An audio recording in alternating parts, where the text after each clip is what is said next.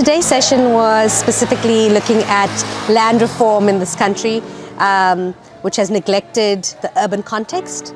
And so we were gathered here with participants from various communities across the urban landscape in Cape Town to discuss urban land reform in particular, which is based on the three pillars, as it were, of redistribution, restitution and tenure reform.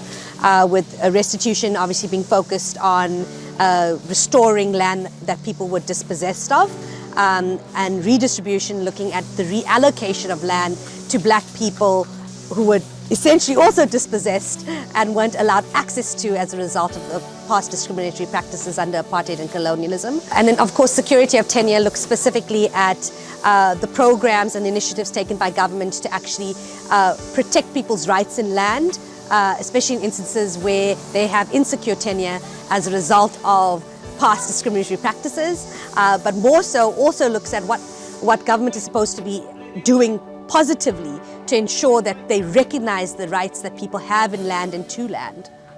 Today's session was just out of this world. It was well prepared.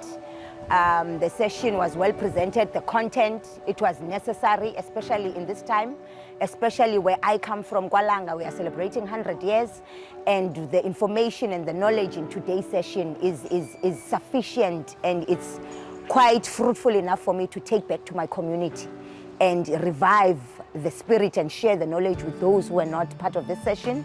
Because when we sit in this platform, we sit not for ourselves, but to share with the rest of the communities. I-session namhlanje ndithandile because thina basemaphandleni kunzima uba ngaba sifumane amathuba anje ofunda uba ngaba singakwazi kanjani ukulwela umhlaba, which is amalungelo wethu, zintoni ezingasinceda ukuze sikwazi ukuba sincedisane nengxaki esifacene nazo ekuhlaleni.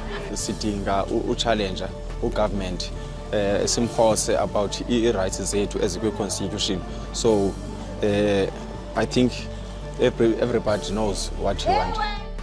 So Land and Housing School is an initiative actually from the past 3 years, and for most of that time it involved the annual camp with different land and housing movements coming together and discussing topical political land and housing issues. But then last year the participants asked if we could actually run a longer workshop series leading up to the camp.